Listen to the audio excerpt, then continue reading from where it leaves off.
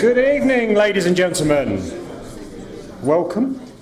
Welcome to you all. What a great turnout. I understand Waterloo's got some troubles tonight, so thank you for making the effort. I'm Mike Goggin. I'm the UK Managing Director for Steer. It's my pleasure to welcome you to Movement Matters. This is our first event of this season of Movement Matters, and it's the first since we've rebranded to Steer. Some of you may know our former name as Steer Davis Gleave.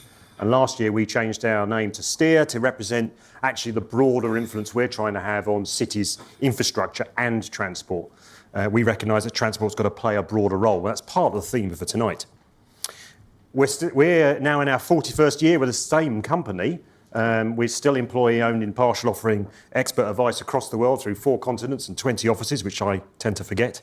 But Movement Matters isn't about us. It's about bringing people who have insight, experience and wisdom to share with others and stimulate ideas.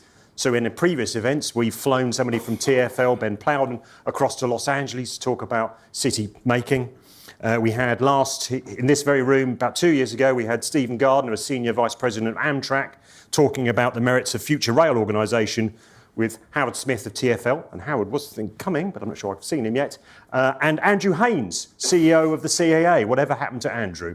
Who knows what happens tonight if we can have the CEO of CAA elevated maybe to Network Rail CEO, what happens to our speakers tonight going forward? So, our Movement Matters programme events will together bring insights together. A quick word on practicalities for tonight. We've got 4 great speakers. My job is to facilitate and make them move. Each one's going to have 15 minutes to give their views. We are, for the first time, videoing this and taking photographs, which is clearly horrific for me. After we've heard from our speakers, we've got about half an hour or so of Q&A before we can adjourn for some networking drinks and nibbles. So, on to tonight's theme, Britain's stations as placemakers.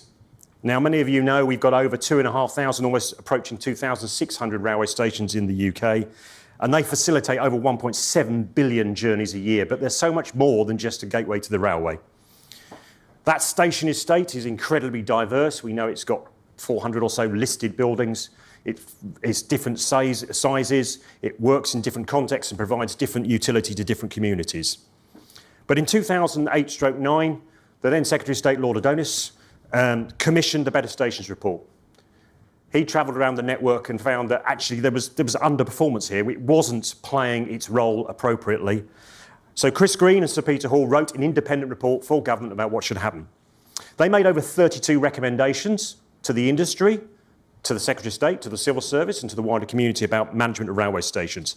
The key 5 they highlighted were a set of minimum station standards, that the major interstations, the Category B stations, the major interchanges, not the London terminals, but the major ones where lots of interchange was occurring, needed to have greater consistency, a better level of investment. They thought a lot of the stations were in a poor condition and there should be an increase in funding to bring them up to a state of good repair.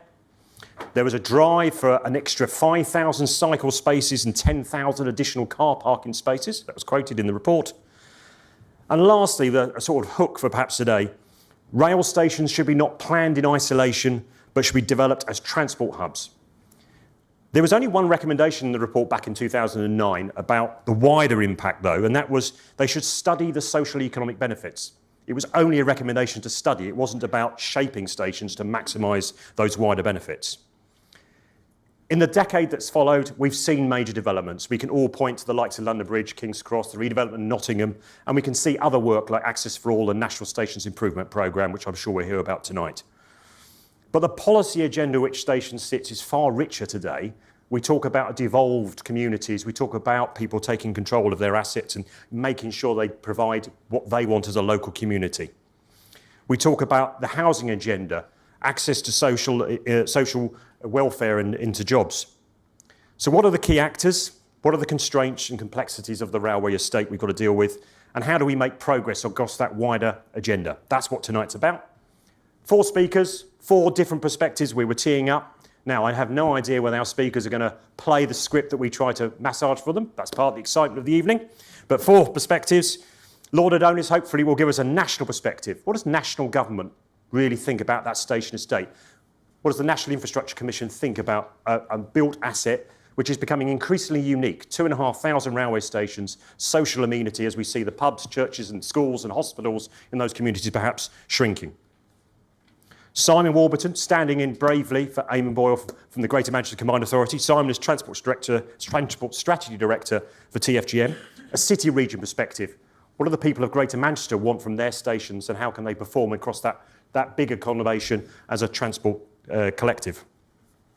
Rob Heasman from Lend-Lease can give a commercial property developer's perspective. How does the railway support bringing in private capital to develop the benefit of stations? And particularly at Euston, that very complex environment, which is going to see HS2 and Network Rail stations work with Camden. Very complex logistics, very complex politically. How do you get a major development on 56 acres there? Lastly, Jeremy Long, CEO of MTR in Europe here, can give us the experience of MTR's experience of working with railways and property development. But Jeremy is also leading on the stations agenda for the rail delivery group, so he can give us the rail agenda.